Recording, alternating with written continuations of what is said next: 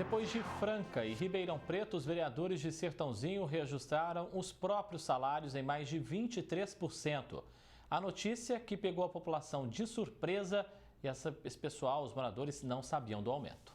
A partir da próxima legislatura, os vereadores de Sertãozinho terão um salto no subsídio de R$ 10.710 para R$ 13.260. Quem não ficou sabendo da mudança antes da votação se surpreendeu com a notícia. O senhor sabia desse reajuste? Não sabia. Eles legislam em causa própria, né? Eles têm o direito de fazer isso, deram o poder para eles, eles fazem. Eles deveriam ter comunicado ao município, à população, para estar mais informado, porque é um valor muito alto também para nós. O certo era ter um debate com a população e a população ficar sabendo disso aí.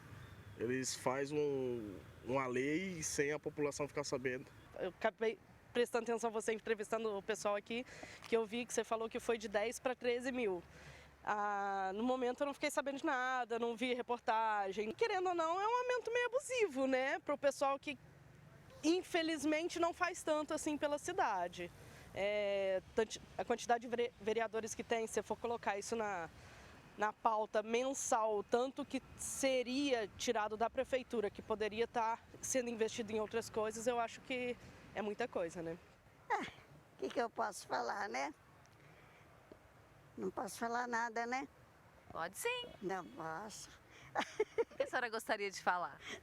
Eu não gostaria de falar nada, eu gostaria que eles cuidassem bem da saúde, né? E com isso, o reajuste de mais de 23% foi definido por um projeto de resolução aprovado de maneira unânime entre todos os vereadores que estavam presentes no dia da votação.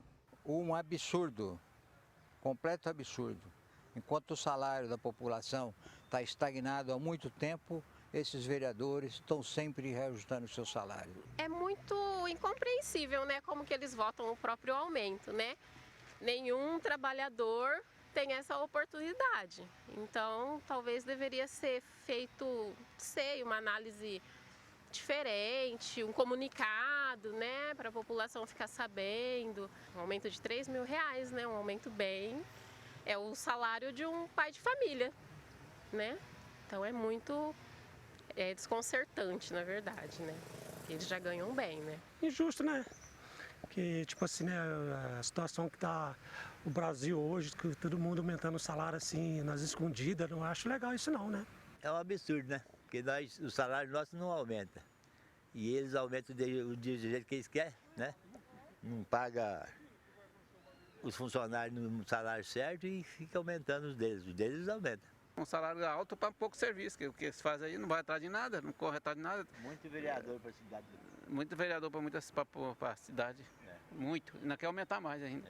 Além de Sertãozinho, outras cidades da macro-região também fizeram o mesmo. Em Ribeirão Preto, o reajuste dos subsídios dos agentes políticos foi de quase 50%. Já em Franca, no fim do ano passado, os vereadores aumentaram os próprios salários em 80%.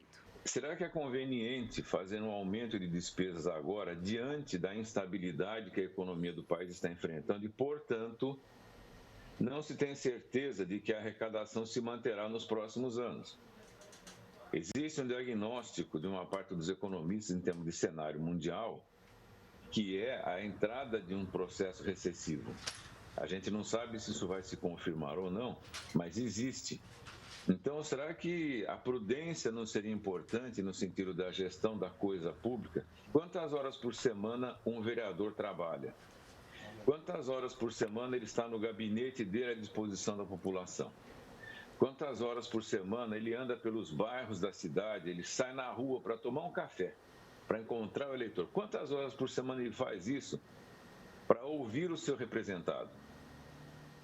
A Câmara, por um acaso, funciona à noite, 2 vezes por semana, para aquela pessoa que trabalha no comércio, no horário comercial, possa visitar o vereador, possa fazer uma solicitação? Será que a Câmara está funcionando dessa maneira? O economista Jair Casquel vai além. Segundo ele, essa postura dos legislativos pode se tornar uma ameaça à democracia. Porque chega uma hora que o eleitor começa a não acreditar na validade do processo e do modelo representativo, o que é um completo absurdo. Mas eu diria o seguinte: é preciso, na situação que nós estamos vivendo no país, que haja decoro democrático por parte dos políticos. Porque quando não existe esse decoro democrático, a população começa a acreditar em golpista, começa a acreditar em ditador, começa a acreditar em soluções mirabolantes que cortam o processo histórico e levam a tudo aquilo que a gente já viu nessas repúblicas latino-americanas de hoje. Então, eu vejo primeiramente dessa maneira: a Câmara está prestando o serviço que ela vai prestar, o vereador representa, porque se ele não estiver fazendo isso, talvez ele não justifique subsídio nenhum. Gislene Lopes, de Sertãozinho, para o Jornal da Clube. A Câmara de Sertãozinho informou que a fixação de subsídio está dentro do direito constitucional e acontece de 4 em 4 anos. Disse ainda que o valor está dentro do teto de 50% dos subsídios dos deputados estaduais.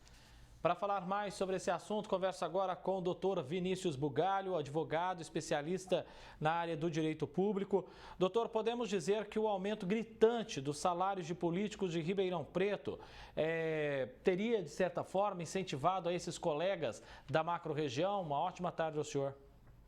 Boa tarde, André Costa, nossa Franca Imperador e a todos que assistem o Jornal da TV Clube. André, isso aí é, como se diz aí no modo caipira, que é a tradição brasileira, isso é que nem cupim no meio do pasto. É um malefício que está se espalhando por toda a região e, pelo jeito, por toda a cidade. O exemplo Ribeirão Pretano e Francano parece que está indo para os municípios menores e estão levando em conta somente o próprio bolso, mas não o bolso da população, porque ninguém está tendo aumento de 23% ou 50%, que é o caso de Ribeirão Preto. É vergonhoso quando se vê legisladores olhando só para si, para o próprio umbigo.